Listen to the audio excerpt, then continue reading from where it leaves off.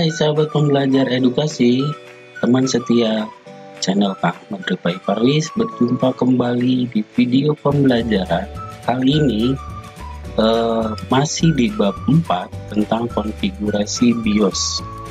Ini sudah menginjak ke tema ke-14. Berarti sudah ada 13 tema yang sudah saya berikan di channel tercinta. Baik, apa yang akan dibahas di kali ini? Setelah kemarin di tema 13 sudah membahas tentang bagaimana apa itu BIOS, lalu sekarang apa? Untuk mengatur komponen secara software dilakukan dengan BIOS. Komponen yang dapat diatur adalah komponen yang pokok dalam PC dan integrated komponen dalam sistem. Bagaimanakah cara setting BIOS? Maka di tema yang ke-14 ini kita akan bahas tuntas tentang setting BIOS dan konfigurasi sistem. Sebagai ciri khas dari channel Kang Menteri Pak Parwis, selalu diawali dengan pertanyaan. Betul. Ada 4 pertanyaan yang akan dibahas di kali ini, yaitu bagaimana cara konfigurasi BIOS. Yang kedua, jelaskan cara setting komponen melalui BIOS. Kemudian yang ketiga, jelaskan cara setting komponen melalui BIOS, prosesor dan RAM. Kemudian yang ketiga, cara setting komponen pelangkat atau SOC.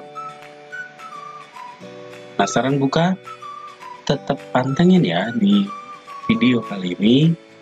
Sebelum kita bahas tuntas keempat pertanyaan ini, kita simak yang berikut.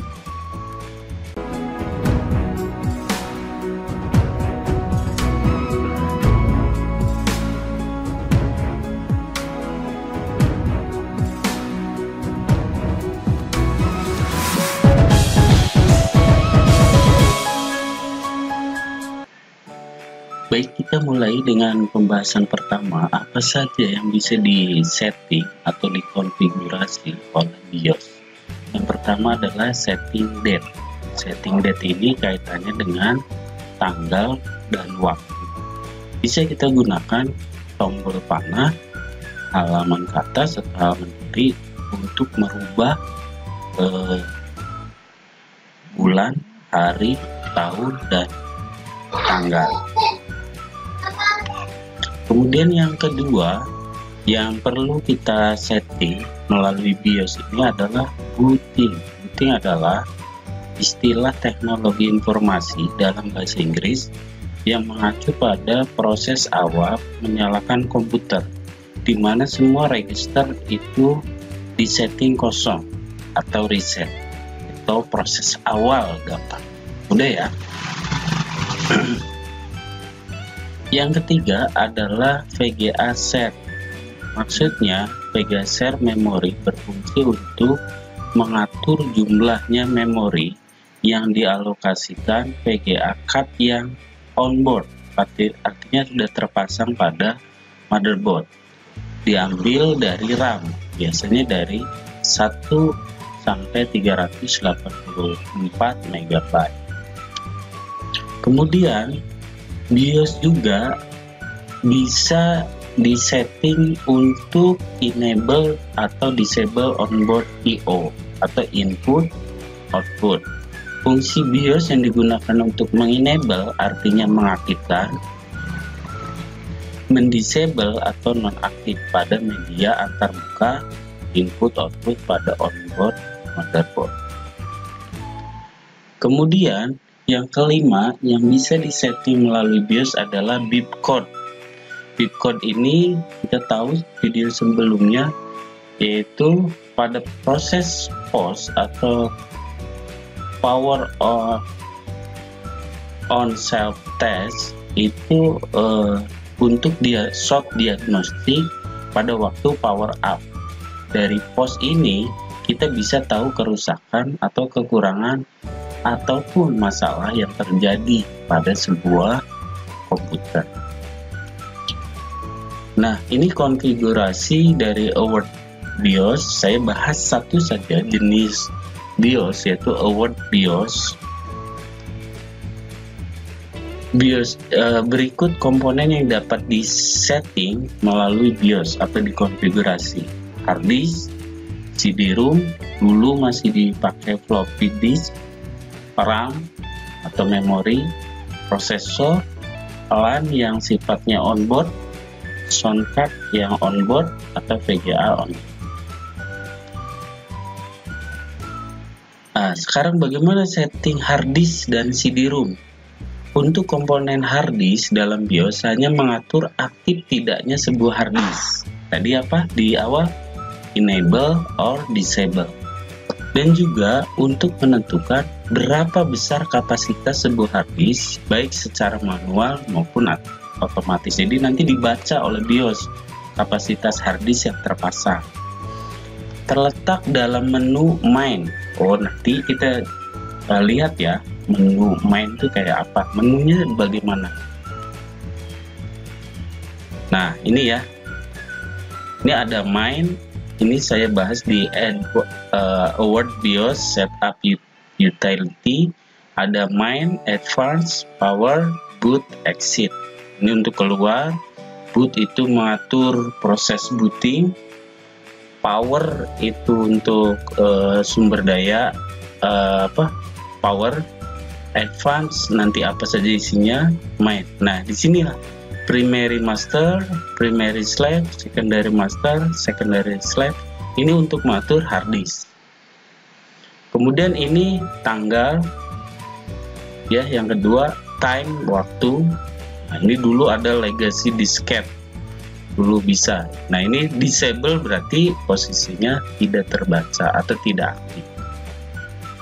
Nah, ini yang di bawah itu untuk kalau tanda panah itu select item, memilih. Enter itu dipilih, yang mana yang pilih. Change value itu bisa pakai plus min.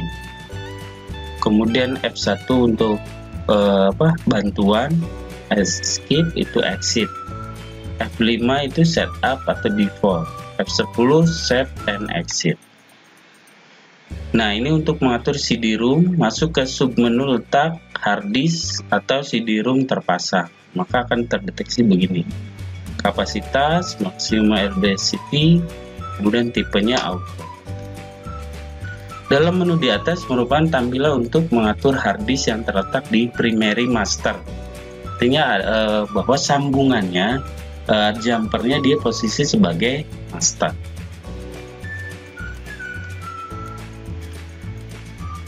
Ini floppy itu semacam alat untuk floppy disk, itu semacam perangkat untuk membaca disket. Seperti ini ya. Cuman sekarang banyak tidak dipakai karena sudah menggunakan CD-ROM. RAM hanya diatur bagian clock latency-nya. Jadi di RAM itu dibaca, dan kalau diatur itu sebatas clock latency-nya. Nah, ini tujuannya untuk apa? Biasanya di overclocking. Tuh, SDRAM, cache, latency. Setting secara manual atau otomatis terletak dalam sub SDRAM configuration, ya. SDRAM configuration by SPD. Digunakan kalau otomatis, tapi sedangkan untuk setting manual itu user define. Kalau momennya clock latency dari RAM itu tidak dipakai semua, bisa kita atur melalui user define. Kemudian prosesor, apa yang diatur di BIOS ini? Ada beberapa cara untuk mengatur kecepatan prosesor. Oh, kecepatan prosesor itu juga bisa diatur melalui BIOS sesuai kemampuannya. Untuk setting dengan BIOS, tidak semua prosesor bisa diatur. Hanya prosesor tertentu saja yang dapat di-set lewat BIOS. Untuk mengatur variabel-variabel dalam prosesor yang masuk ke dalam menu Advanced. Kalau tadi menu main, kalau ngatur prosesor di menu Advanced, yaitu CPU speed. Biasanya ini digunakan untuk overclocking ya, CPU speed, CPU PCI frekuensi, dan CPU memory frekuensi ratio.